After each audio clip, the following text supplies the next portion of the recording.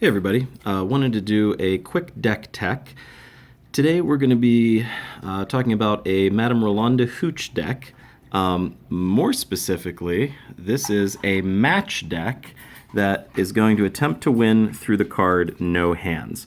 So this is a 3-cost Quidditch card that says play this card only if there's a match in play. You discard the top card of your deck. If that card's a lesson card, you win the match and get the prize.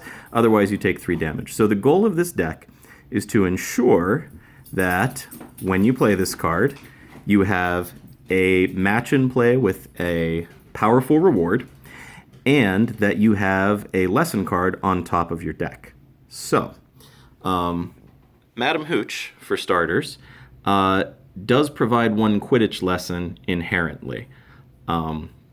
We could theoretically run other lessons aside from Quidditch power because she provides it inherently, but none of the cards in our deck require anything but Quidditch, so we're just running Quidditch lessons along with her. Okay, so let's talk about the matches. 3-month-long match is definitely the one with the big payoff, right? To win this, you have to do 30 damage to your opponent while this card is in play, and the prize is to do 15. Now, it's going to be pretty unlikely that your opponent's able to deal 30 damage to you prior to you being able to pull off that no hands and deal 15 to them. You'll also note that, this is a combo that only requires you to have 3 power in play. So you can pull this off pretty early on in the game, and 15 is a significant amount. So we're running 4 of those matches. Again, your opponent unlikely to complete this naturally by dealing 30 damage to you before you're able to do it to them. We're also running 4 Muddy Practice. Now, the prize for this is lower for sure. It's just 10 damage. However, it's nearly impossible for your opponent to win this one before you do. This is to win it, you have to discard 5 cards from your hand, spending an action each time. If your opponent wants to spend 2.5 turns doing nothing but discarding cards, just to deal 10 damage to you, let them do it. That will be nothing but a benefit to you. And honestly, if they start doing it, and once they've done it 4 times, you should just immediately play no hands and win the match, and then start all over with yet another match. So that's kind of what we're trying to pull off here. We are also running 1 copy of Slytherin Match, which is a way to shuffle 15 non-healing cards from your discard pile back into your deck. So this isn't necessarily what we want to be doing, but then, which is why we're only running 1 copy, but it could come in handy sometimes. We're also running a single copy of the character Hannah Abbott, who once per game can trade 2 cards in your hand for 2 non-healing cards in your discard pile, which in this case means any cards in your discard pile other than Slytherin Match, which is the only healing that we're actually running. So Hannah Abbott is a really nice one-of inclusion in almost any deck. Essentially, you're spending 2 actions to play her, but it's kind of like a draw 2 where you get to pick the 2 cards that you want to draw, especially in the late game. So that can be powerful. Okay, so how are we going to ensure that no hands works? In other words, how do we get a lesson card on top of our deck? Well, Quidditch is sort of uniquely equipped to do this. The card Timeout can be played as your very first card of the game, since you have the Quidditch power already from Madam Hooch. You look at the top 6 cards of your deck, put them back in any order. You can use this both to find pieces of the combo that you need, such as a No Hands card, or to simply stack your deck such that a Quidditch lesson shows up there.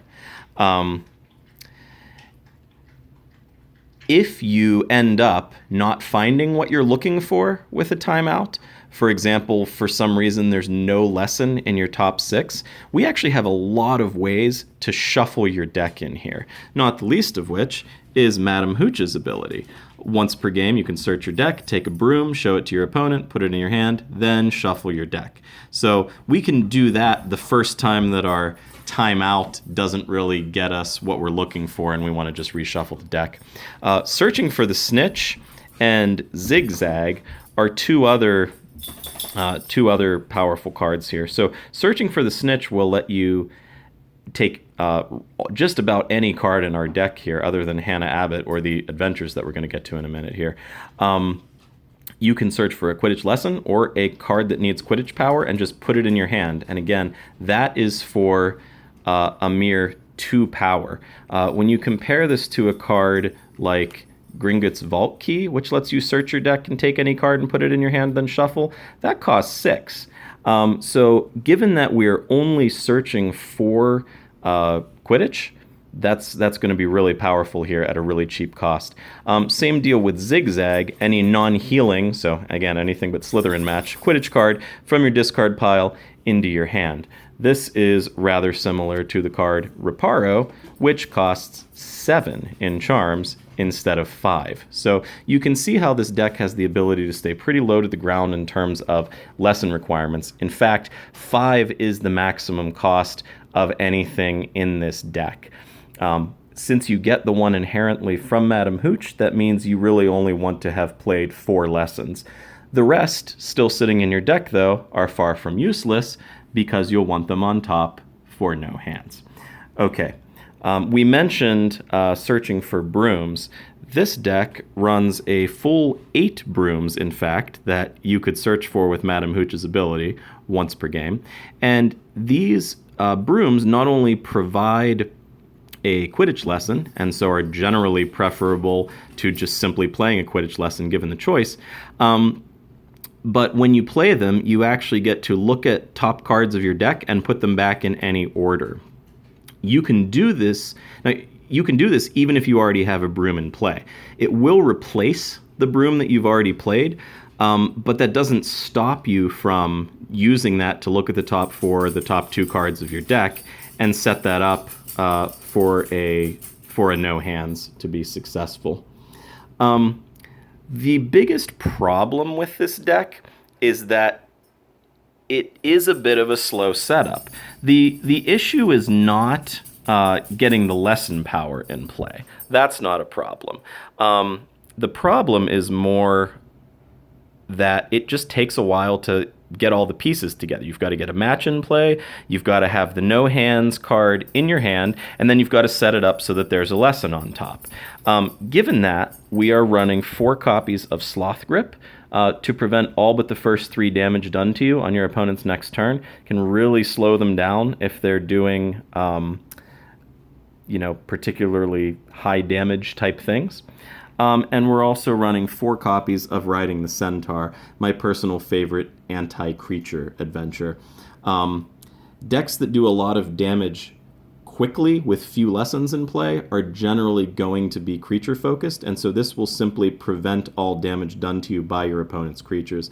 If your opponent wants to get rid of this by solving it, they're going to have to return 4 of their cards in play to their hand, which is a pretty significant speed bump. So it is generally worth taking a turn off to play Riding the Centaur. Notably absent from this deck is the card Catch the Snitch. This just simply lets you win the current match and get the prize. So it's kind of like a no hands, but without all the hoops to jump through.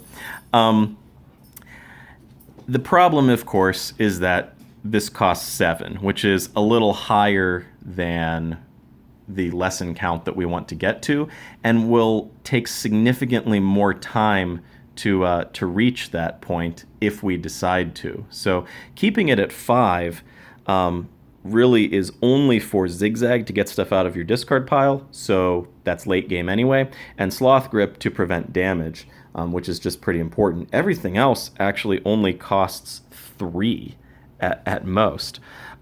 So you could pretty significantly play and finish a game where you've only played 2 Quidditch lessons. Catch the Snitch just doesn't fit into that game plan. So, hope you enjoyed this. If you have any feedback, feel free to comment. Thanks.